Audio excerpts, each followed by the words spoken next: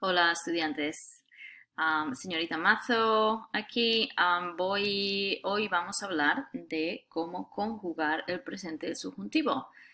Until now, in the past two Junopods, you have learned the subjunctive conceptually, when to use it, why to use it, and what are the uses of it.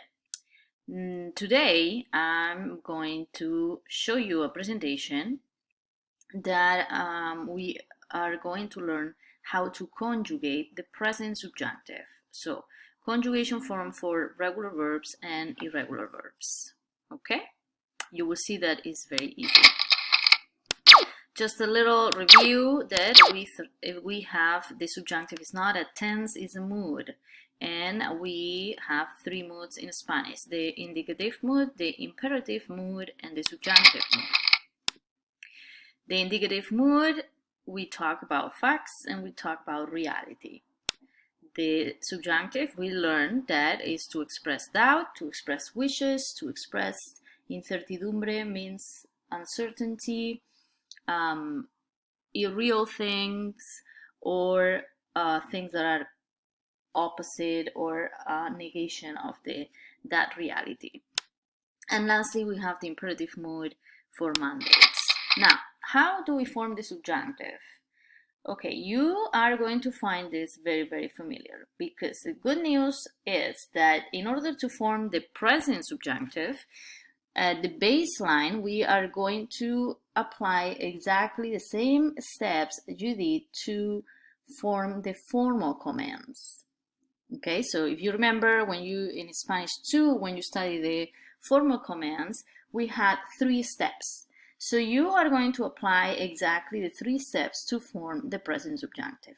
The very first step was to conjugate the verb in the present yo form, the present indicative, the yo form. So for example, verb like tomar, yo tomo, verb like comer, yo como, right? The second step was to drop that o. Why do we want to start with the yo form? Remember, we want to catch all those irregular yo-go verbs and the cargar dar verbs, right? That's why we need to start with the yo form.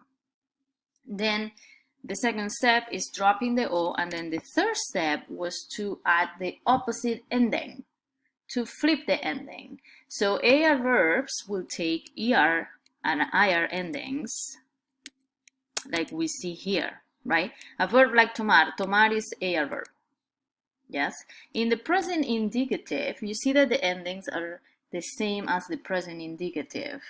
But in the present indicative, it would be yo tomo, tomas, toma, tomamos, tomais, toman.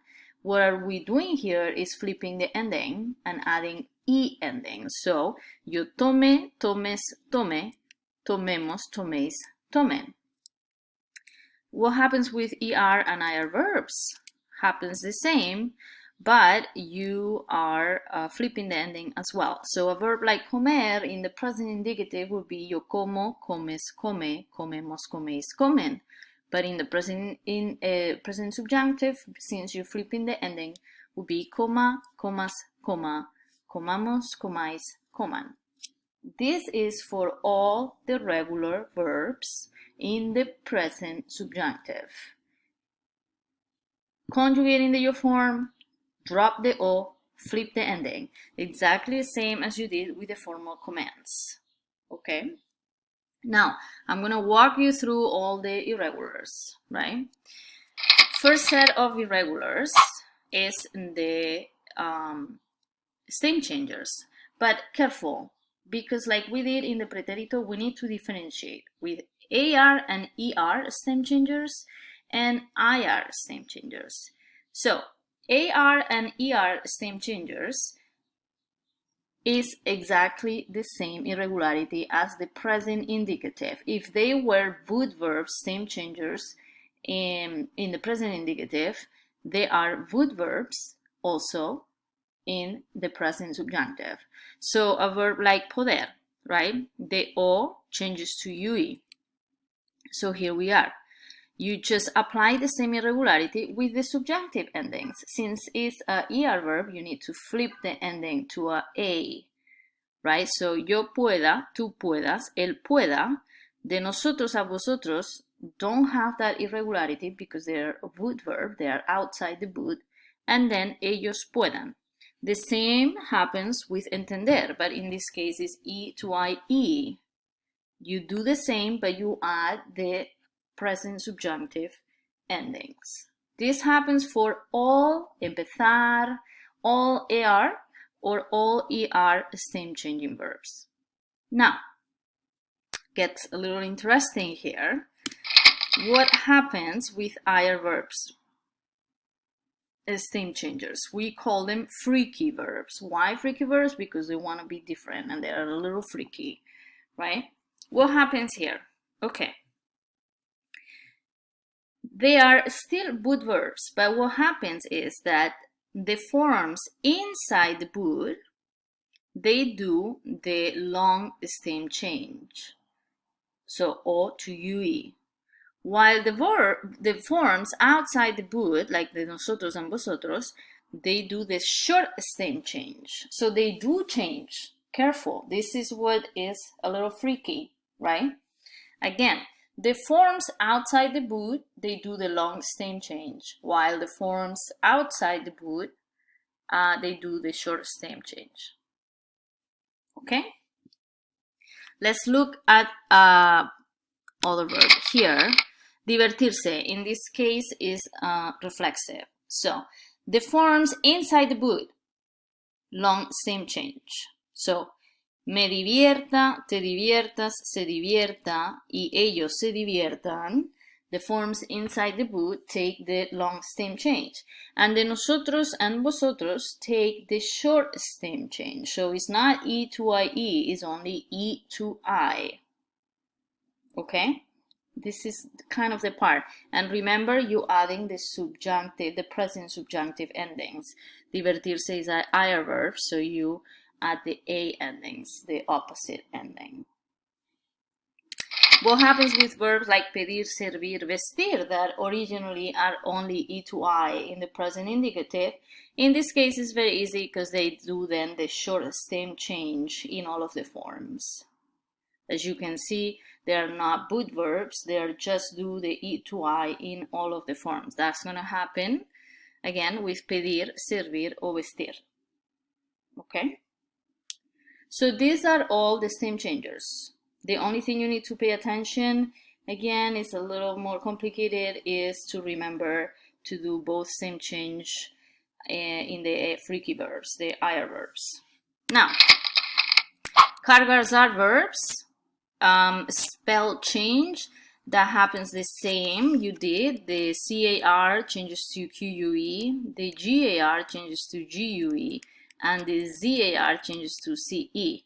But in this case, as you can see, buscar is an AR verb, so we're gonna flip the ending, opposite endings.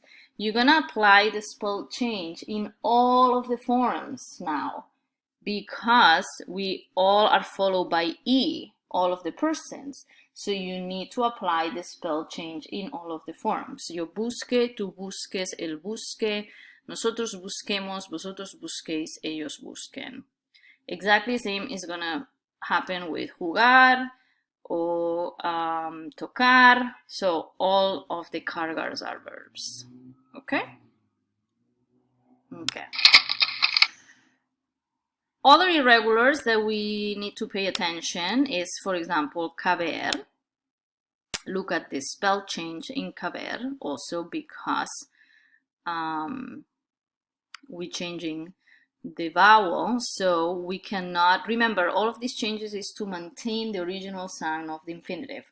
We cannot change the sound of the infinitive. So, o coger, right? Coger, the G changes to J because now we're flipping the ending and we cannot change the sound of the infinitive. If we leave the G, we will go from coger to coga. Cogas, coga. No, we need to maintain the H sound. So coja, cojas, coja. That's why we change the G to J. And lastly, we learn on the commands that were the unpredictable, totally irregular commands, the formal commands, right? So this applies to the present subjunctive as well. Remember the dishes. That applies to the most irregular, unpredictable verbs that now you are going to see all the forms.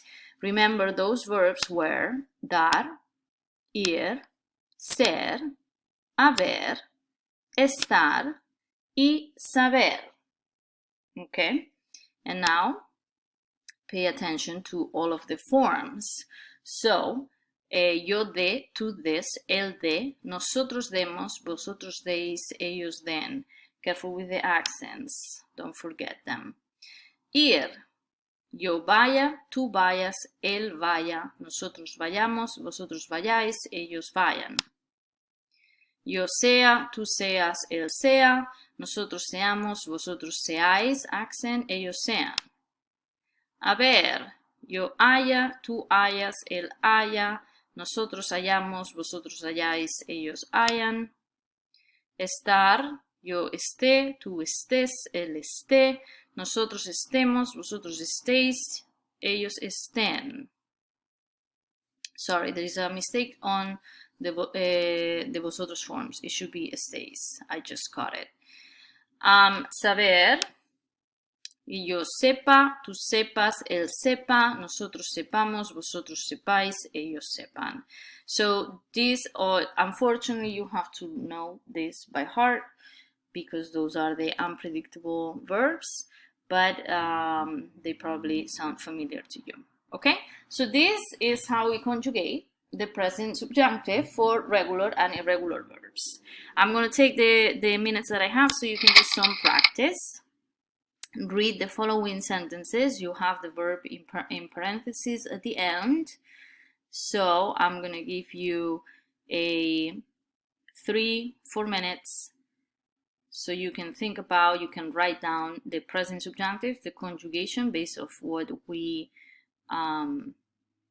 just learned. And I'm going to put the answer in 3-4 minutes.